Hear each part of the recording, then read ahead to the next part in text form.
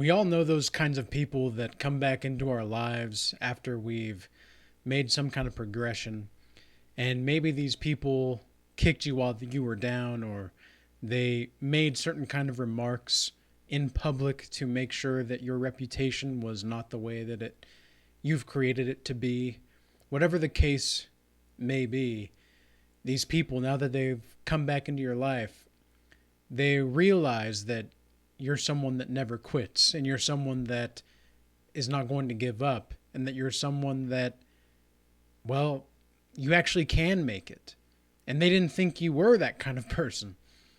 I remember the first time that I had someone in my life come back to me, one of the people that I felt genuinely betrayed by.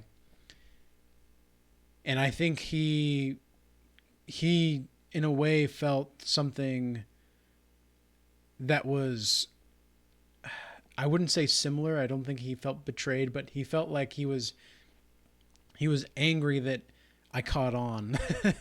Like he was angry that I was catching on to what was going on.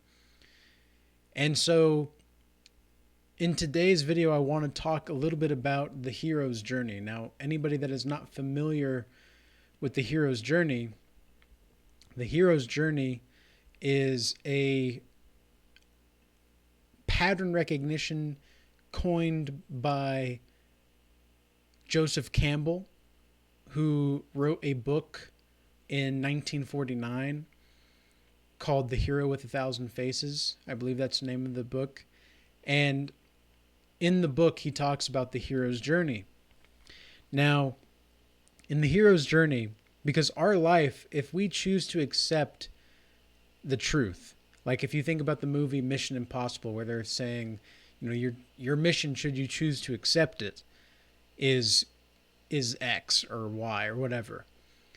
This is exactly what the call to journey and adventure is. It's the not only the finding out of the truth, but it's actually the living out of the truth. And so there are usually about 12 steps here. So there's the call to adventure, the refusal of the call, there's an introduction to the supernatural aid or mentor, there's the crossing of the threshold.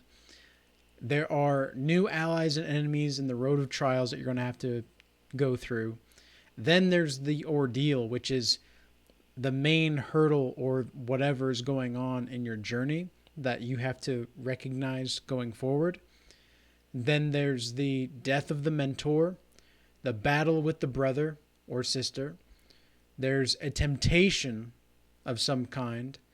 And then there's the road back, the refusal to return, and then ultimately there's the reward, and then you become the master of two worlds. So the hero's journey, mythologically speaking, because this is what Joseph Campbell talked about, it is the realization to come back to the sense of being a self-disciplined and self-responsible adult. Ultimately, we all have the hero's journey that we have to go through, and some of our hero's journeys are going to be very different from others, but we all have the same kind of theme that is going in line with the journey itself. And so these people that never thought that you would make it, they are going to be on the road to trials. There's probably going to be temptations there as well. And this is going to be in the unknown world. So you can see here there's the top half is the known world, and the below is the unknown world. And basically it's the calling into the unknown. So think about any kind of movie out there, like any kind. Specifically for me, the first thing that I think of is when Luke goes to the main city in his town to try to get a spaceship to go to another place to learn how to be a Jedi with Obi-Wan in Star Wars. That's he has the call to action by encountering malevolence. He doesn't want to go. He has the refusal of the call, And then he meets Obi-Wan as a mentor, not just someone that he's known in the past. And then he has to cross that threshold into some new place. Now, you can use this kind of analogy with any kind of movie out there, to be honest, but ultimately the hero's journey is we're all trying to become the hero of our own lives. And it's oftentimes that the truth and the acting out thereof is not going to be very easy. Like some people, here's the thing, some people know the truth and yet they refuse to follow it. They don't want to live out the truth because it's not the fun, quote unquote, thing to do. And I understand that there's we want to stay in a positive mindset, of course, but to deny evil in the world, to deny the possibility that evil is actually taken control more than we think, that's almost a thought that is too much to bear to some people. And it's almost like because they don't really know who they are themselves, the knowledge that is being bestowed upon people, some people really are not ready for it. And it's not because it's just that they're unprepared for the truth. They're not prepared to actually experience life as it is because they haven't grown out of their, I would say, immaturation tendencies. And so a lot of the times, think about Moses as well. Think about Moses. What did Moses do? He had to go up to the mountain and then he brought down the law. But a lot of people, some people were like not ready for it and other people were. And those people that were ready for it were ready to follow him and ready to say like, yep, this is someone that, because it even says somewhere in the Bible, it says something like, I might be paraphrasing here, that Moses is going to be as if he was God to them because of the I would say profundity of his message, because he was so with God, and God chose him for such a important reason that it's going to be very, very challenging for some people to even recognize this person, because like they'll see him and they'll just see, like, I'm sure you guys have seen the pictures of Buddha where he's under the tree and there's that like halo image around his head. Like I've seen that on some, like two people specifically. And one of them is someone that I've talked about on this channel in the past, but it was someone that I met in Oregon a year or two ago, and he was the most advanced spiritual leader I've ever met. Like being in his presence, like I could, it was so strange how ordinary he looked, and yet how godly he looked as well. Like he looked like some ordinary person, but he also had the sense of godliness about him. And even just being in his presence, your spirit felt like it was lifted. That was the craziest thing.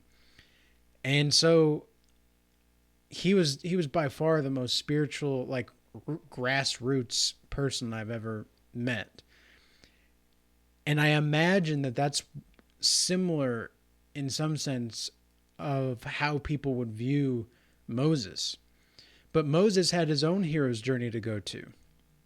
Like he didn't, I actually don't remember the exact story itself, but like as far as how Moses wanted to handle certain things, but in a sense there was a refusal of the call.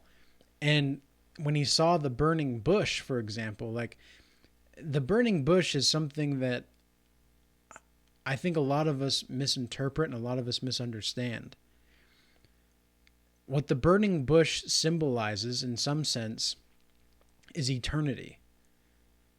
It's the burning thing that never really goes away. That's like the life itself. And so you have this fire within you. You have this power. You have the source of creation within you. And all you need to do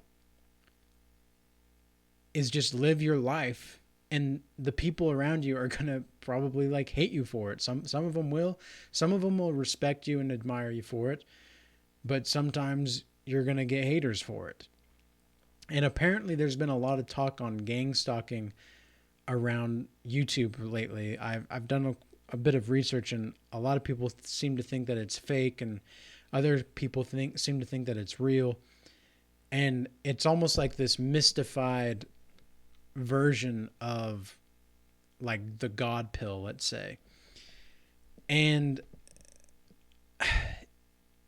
I think if you haven't experienced gang stalking, you're not going to understand it.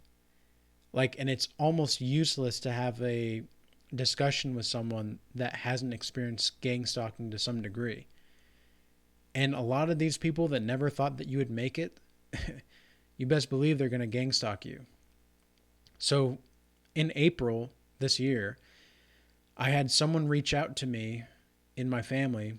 I won't say who, and I won't say names or anything like that, but I had someone reach out to me in my family that I haven't talked to for a long time, years, okay? And they reached out and they tried to get me to be emotionally involved in this trauma bond of struggle, right? They wanted me to be emotionally trauma bonded again, and I could see it. And so I set my boundaries, and I never heard from them again. Never heard from them again. And this was just, look, they didn't realize that I had grown as a person. And sometimes, like, and I had blocked this person on phone, email, etc. They found me through my website. So that tells me that somehow they know about these YouTube videos, because that's really the only place apart from like Instagram or even Twitter, but I don't even use Twitter, and I barely post on Instagram on here. By the way, I do have a Facebook group that I just created. I'll put the link in the about section of the channel later, but I do have that if you want to look that up. Just Regal Change on Facebook, but we'll be posting more things there, and being more announcements about events and such. And speaking of events as well, I might as well talk about the event on December 10th, which is the intimacy support group. If this is for males and females, so if you want to join that, where you just have a small community where you can grow together and just be with one another in a community that supports each other through these times where we're all trying to find traditional people and create traditional relationships in a modern society that frowns upon that most often than not. But anyway, back to the video. So Moses and the burning bush, it's the symbolism of eternity. And so the road of trials, where Moses goes, like, he has to lead the people like either into tyranny with Egypt or out into the desert where God knows what's going to happen. And so eventually they go to the desert, right? Well, that's the ordeal, I would say, and the road of trials to some degree down here in the unknown world. And the death of the mentor and the battle with the brother, it's I would say that part of the hero's journey with the Moses story is really just understanding that it's him. Like the death of the mentor for Moses, I would say, is the death of his old self. And it's the rebirth of something new later on. But he has to like go through this spiritual purification process. And there's a lot of temptations in the desert, right? Because, well, they could go back. Life could be a lot easier. Think about a time in your life where you started to make the hard decisions. You started to really make the hard choices and the hard decisions. And you could go back, but to do so would be, I would say, how would I say it? Like, it's like, to do so would be an insult and a betrayal to your own self. That's a good way to think about it. And so when you choose these kinds of hard decisions and when you stick to it, that's when you're going to really know when you actually know who you are. It's going to be about how you handle the trials itself and the temptations itself, because I don't think this is something I've noticed with people in my consultations, at least the people that I've done consultations with for at least a couple months or so. It's that they don't really know what they're capable of until they transcend things that they didn't know that they can transcend. So they really don't know what their capacity for life is until they meet the potential threshold to build off of something new. Kind of like when you're going to the gym or something. If you're at the gym, maybe you can run for a mile, you can run for 2 miles without stopping, I don't know. And you get to a mile and you can do this for a while, and then you decide, okay, I'm going to run 1.25 miles today. And it's a little bit harder, it's a little bit tougher, but you're able to do it after however many days or weeks or whatever of running a mile. And then you're able to keep building up and building up and building up through time. But sometimes we almost, because of our mind, and because we're so conditioned to be so weak in today's society, we are actually far more capable of what we think we are actually capable of. This is something that David Goggins has talked about as well. He talks about the 40% rule. Whenever he thought he was done physically, that was really just his mind telling him that he was done. And he found out that he was really only at like 40% of what he really could do. And so there was a lot of growth still to be had there, but it's uncomfortable as hell. And that's exactly what the unknown world is. It's that it's not only that you are confronting something that's unknown and that's something that is dark potentially, it's that you have to literally walk potentially through hell and be at the gates on the other side. There's a song, I Won't Back Down, and it says something along the lines of, you might have to put me at the gates of hell and you might see me at the gates of hell, but there I'll stand and I won't back down. Something like that. That's exactly what we need to be like as godly people, and just as people in general. We need to make sure that we're not backing down. We're going to stay assertive and we're going to stay firm in our boundaries for our personal well-being. And this can be very challenging for people that are going through gang stalking. For example, with me, I wouldn't say this is particularly gang stalking itself, but it is a bit stalker-ish. There are women in my life currently that whenever I'm talking to somebody else and they happen to be around, they like walk by intentionally and like, or sit next to me and this person that I'm talking to, just so that they can hear what I have to say, and just so that they can like watch these interactions of mine. And it's kind of creepy, but it's also like, it's not enough for me to say like this is blatant gang stalking, because they're not doing anything particularly violent and they're not necessarily plotting against me per se. They're just immature and they're unhealthily obsessed. And so you may encounter these kinds of people along your path as well. But ultimately what we're going to be as godly people, we're going to be the walking truth bombs of society. And some people can't handle that and some people can. But you're going to have the character and integrity once you build yourself up a certain way that you absolutely will not be able to be denied. People will maybe not like it. People maybe not like want to see it, but they'll have to respect it. And the reason that they'll have to respect it is because they know that you won't put up with any shit. And it takes going through the hero's journey. This is the same kind of thing. Like, think about an addiction that you're going through.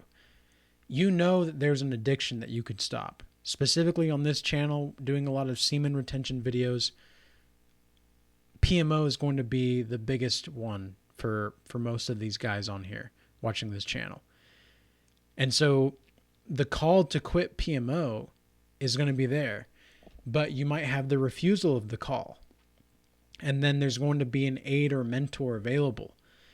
Now, for me, I'm not going to sit here and say that like I'm the all-knowing person when it comes to these kinds of topics or anything like that, or any topic in particular. But I am fairly experienced in this, and I have talked to dozens and dozens of people on this topic and done consultations with dozens and dozens of people.